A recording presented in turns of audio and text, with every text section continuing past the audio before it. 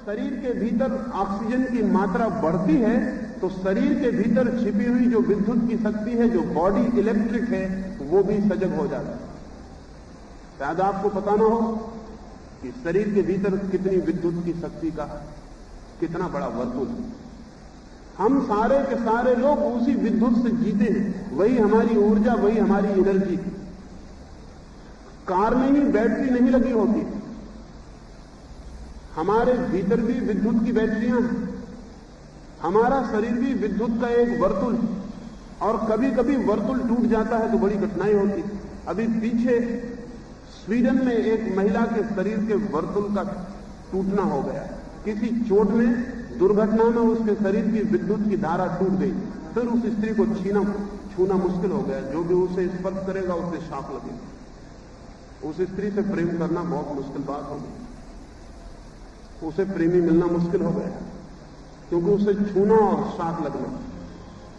उसका इलाज करना पड़ा और बामुश्किल उसके वर्तुल को फिर से स्थापित किया जा सका। एक आदमी ने जर्मनी में अपने शरीर की विद्युत पर बहुत प्रयोग किए हैं और 5 कैंडल के बल्ब को सीधा हाथ में रख के जला के बताया। शरीर के भीतर विद्युत है, असल में बिना विद्युत के तो आप जी नहीं सकते, और शरीर के भीतर विद्युत का पूरा इंतजाम। जब शरीर में ऑक्सीजन की मात्रा बढ़ती है तो शरीर की विद्युत सक्रिय हो जाती है। उस सक्रियता की हालत में पूरे शरीर में विद्युत के कंपन, इलेक्ट्रिफिकेशन शुरू हो जाता है, पूरा शरीर विद्युत से कपने लगता है। इस विद्युत के ही संग्रहित परिणाम मनुष्य की रीढ़ पर होने शुरू होते हैं, क्योंकि रीढ़ हमारे इस स्नायु संस्थान का, हमारे नर्वस सिस्टम का केंद्रीय तत्व है। जब सारे शरीर में विद्युत जगनी शुरू होती है तो उसकी धाराएं हमारी रीढ़ में संग्रहित हो जाती हैं, इकट्ठी हो जाती हैं, और कुंडलनी, जिसे योग ने कहा है, वो रीढ़ में इकट्ठी हो गई विद्युत का प्रवाह है। ये मैं विज्ञान की भाषा में बोल रहा हूं।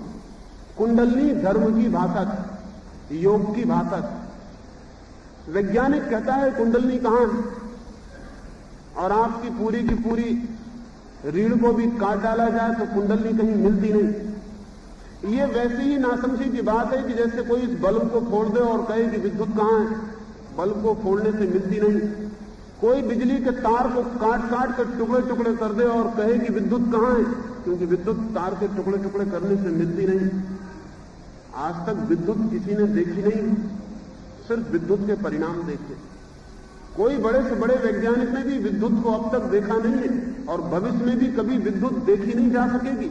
सिर्फ परिणाम देखे जाते हैं। जब आकाश में आप चमकते देखते हैं, वो भी एक परिणाम है, इफेक्ट है, वो भी बिजली नहीं है, बिजली का प्रभाव है।